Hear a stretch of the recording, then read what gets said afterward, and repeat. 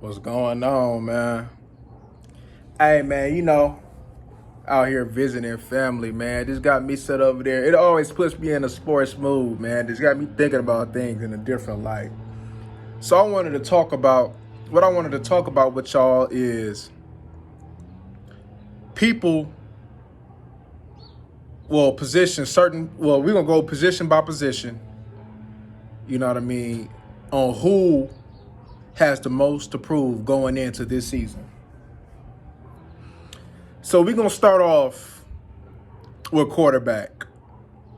Of course, Dak has a lot to prove. He has a lot to prove to see if he really is the franchise quarterback that's going to take us to the next level. I mean, we all know that he's going to have to sit over there and play better. You know that. We don't really need to sit over there and get into too much with Dak. He got to play better. He got to do more than just be a manager. We know he can do it. We've seen times where he did do it and he looks great. And we just seen times where it's like, what the hell are you doing? But, yeah, man, so Dak, of course, Dak. Running back position, Zeke, he don't have to because we already know what Zeke, you just got to get the ball to Zeke and he got to stay healthy. He don't have nothing to prove because Zeke been showing that when he's out there running and gunning and he's at his best, that we are that best. We at our best. So there ain't nothing to really sit over there and he ain't got to prove nothing. Tony Pollard, he don't really got to prove nothing anyway because, to be honest with you, both of them running backs should have their tongue out by the end of the season because they so tired because we done used the mess out of them. So really we need 3 running backs because you want to be able to preserve Zeke a little bit. So Tony Pollard, Zeke, and another running back needs to get the ball a lot this year. So, but they don't have nothing to prove because we know that when they get the ball, good things happen. But I want to sit over there and get into this position, wide receiver. Who has the most to prove? CeeDee Lamb. Not because of ability-wise, but we got rid of Amari Cooper because of you. We have faith that you can be the number 1 wide receiver. You know we have the ability, but now it's time for you to raise your game up to even higher levels. So, yes, CD is a lot on his plate this year, and he has the most to prove in that wide receiver room. Not James Washington, not the rookie, not Gallup, not Semi, not Noah Brown, but CeeDee Lamb. CeeDee Lamb has the most to prove. He got to sit over there and take that next step of, when we need that first down on 4th and 5, and they know we can't run the ball. Who gonna make the play? It's got to be you, CD. You got to take on the opposing team's best corner every week. You got to be double covered every week, maybe sometimes triple cover. But that's cool though. If you be in the decoy, that means somebody else should step up. And if Gallup and them, when he come back, and if James Washington ain't stepping up, then that's a problem. That's a problem. So, tight end. I'm going to have to tell you, Dalton Schultz, he going to have to improve his blocking. It don't take much to sit over there and put effort toward blocking. You don't have to be the most domineering blocker out there, but you have to put some effort. And I done seen a whole bunch of soft blockers at the tight end position over the years improve as a blocker. I done seen Jason Witten improve as a blocker. So I know that you can improve as a blocker. And then we franchise tagged you. We could have used that tag anywhere else, but we chose to use it on you. So, yeah, you definitely, regardless if you play under the franchise tag or they signed you for an extension, there's pressure on him to sit over and perform. Not in the passing game, because we know he's solid in the passing game, but he has to improve in the run game. It's a must that he improve in the run game. So, O-line, I'm going to go interior and on the outside. The outside, I'm going to go with Terrence Steele. We got rid of Lyle Collins because of you. Because we believe that you can do it. So it's a must that you grow from last year's progress, which was a lot. But you have to continue to play at that level or better. The pressure, you cannot regress to how you was the year before. You cannot do that. You know, you got to sit over there and we have faith. We got rid of Lyle Collins, a Pro Bowl tackle, for you. Not only because you are the cheaper option, but they felt that you can get the job done just like him. We felt like we wouldn't miss a beat. So, yeah, the pressure's on you to perform. Not Tyron, because Tyron, we know when he healthy, he going to ball. But it's a matter of when we accepted the fact as Cowboy fans and as an organization that, you know, Tyron, the likelihood of expect to miss Tyron to miss games. If he don't, good. But if he does, prepare for it. We expect that. So Terrence Steele has a lot to prove. Interior O-line. Tyler Biadasz. Now, those of you who follow me know that I believe in him. But this is a year that he got to show. You got to show that this is you. This is your year to sit over there and show why they drafted you early. It's a must that he has a good season. The talent is there, but you got to put it all together, man. You didn't sit over there and been in the weight room another year. It's time to put it all together. If you sit over there and play good, this offensive line will change dramatically. Having better center play. We shouldn't have our center position in question. Not on this Cowboy team.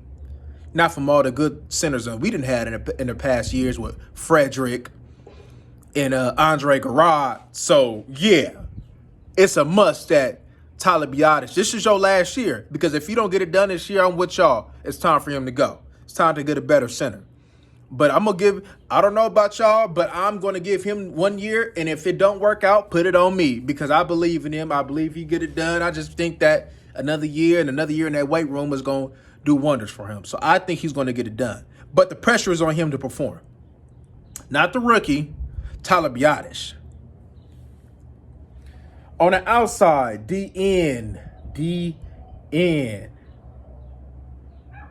The pressure is on Lawrence. Not because of play. It's because you have to take the next step. You have to take another role to lead these boys to victory. You got Fowler who's looking up to you. You got Sam Williams who's looking up to you. Dorrance Armstrong who's looking up to you. Golston who's looking up to you. So you're going to have to set the tone sometimes early in games like, yo, this is how we playing. This is the expectation, you know, because people can say what they want to say about Lawrence, but he gives maximum effort all the time. He's going to play the run game, maximum effort, and he's going to get what he got in the pass game.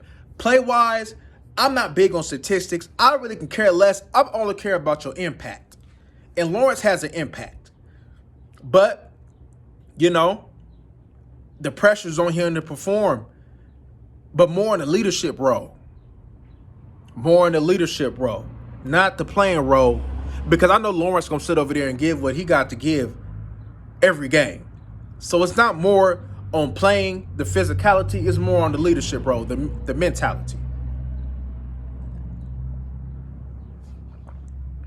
Inside, I'm going to tell you what, the pressure is on Bohannon. Yes, Bohannon. The pressure is on Bohannon to perform because we really putting in our resources for you and Ridgeway to man that nose guard position. We drafted nose guard back-to-back years because we, as an organization and as fans, are tired of getting punked. We tired of getting punked. So we done put resources in back. We done with the Carlos Watkins and everything. We relying on you and Ridgeway to man this D tackle, to man first and second down. We don't care about third down with you guys. Third down is an added bonus. But first and second down is what we are counting on you guys to do. So, to be honest with you, Dan Quinn is putting his resource, because you think Ridgeway not gonna just do it on his own. It needs him. You need more than one nose. So it's him and Bohannon's job to lose. We know Ridgeway gonna be here, but Bohannon got to step it up even more. We understand that it was your rookie year. You know, you got to get your feet wet, your ears wet, but now it's time to go. So with that being said, the pressure is on Bohannon to perform, to really man that up. He said he a leader. He said he got on his shoulders. Ridgeway said he gonna take on the job. So it's up to Bohannon, though, to take that next step. I don't care if it's in a reserve role or a starter role. He has to sit over there and not only keep us from expending the resources to address that nose guard, because him coming up insufficient, because we want to be cheap regarding nose, but we want a good play. And right now, they drafted both of their noses. So they have to come and play the way a nose guard is supposed to play. Physical, nasty in the run game. They both have the ability to do it, but Bohannon is under pressure to be able to perform to do it. Osa, I know Osa gonna take the next step. He'll just give that man opportunity. Gallimore, it is what it is with him, bro. It is what it is with him, you know? Wouldn't be surprised if they traded him, to be honest with you. Because I know a lot of y'all don't believe in Tristan Hill, but Tristan Hill with opportunity, he can ball. He can ball. Linebacker. The pressure, to me, is on Jabril Cox. It's on Jabril Cox this year. We sit over there and drafted you to be Devondre Campbell. We drafted you to sit over there and be that third down linebacker that can cover, but also be able to, you know what I mean, do what he got to do as a linebacker in the run game. We expended the resources on you because we really want both of them LSU linebackers that we drafted this year and last year to take over. And Micah, we want to be able to put him all around. We want to be able to throw him at DN. We want to put Micah everywhere, because you're doing Micah an injustice by just keeping him at middle linebacker 100% of the time. In order to get the best out of Micah, you want to put him everywhere. And having both of them LSU linebackers play to their maximum potential will be able to allow you to do that.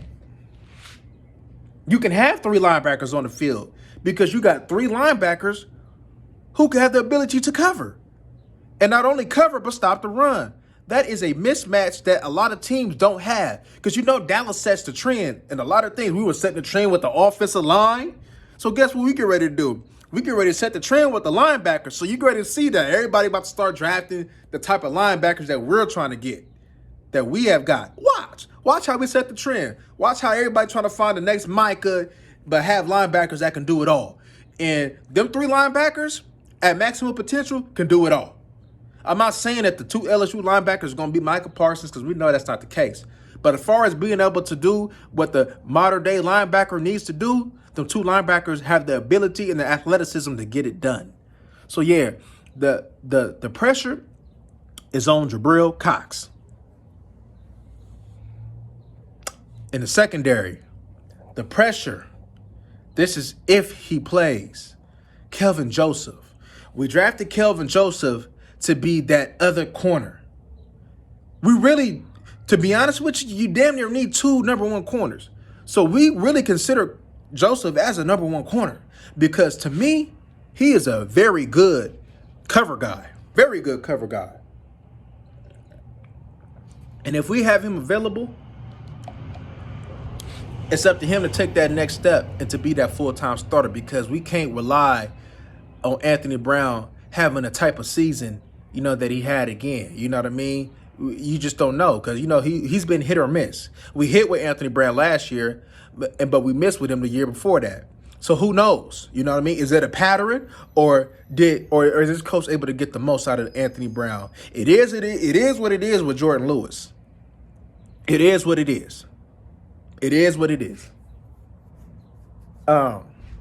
So Kelvin Joseph, because if we can get Kelvin Joseph, he may get suspended. That's probably inevitable because he's a Cowboy.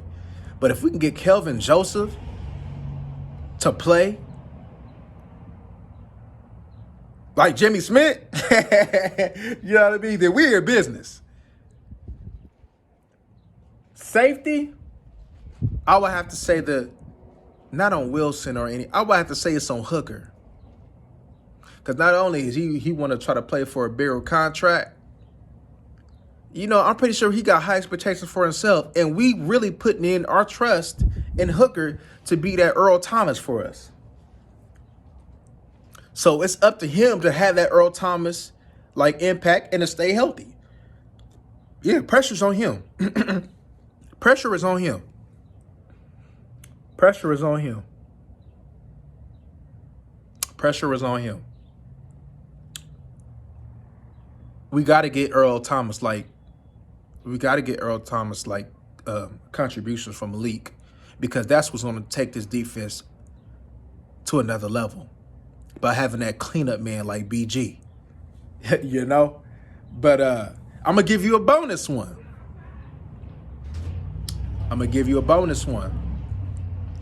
Coach Dan Quinn, he has to give us what the defense gave us, but better. So the pressure is on him. Not saying that he can't do it, because we know Dan Quinn is a mastermind when it comes to defense. But the pressure is on him to perform. The pressure is on him to perform. We need him to perform to be at our best. You got the pieces. You got your imprint on the defense. The defense is majority you now. You know what I mean? Your imprint is on this defense. Now it's time for us to shine. Bring defense back to Dallas. He started doing that because the changes, it was night and day from the previous year to last year, but now we got to sit over there and continue to grow. So the pressure is on him to perform. But you guys let me know what y'all think in the comments on who got the pressure to perform. Y'all like, comment, and subscribe. We out.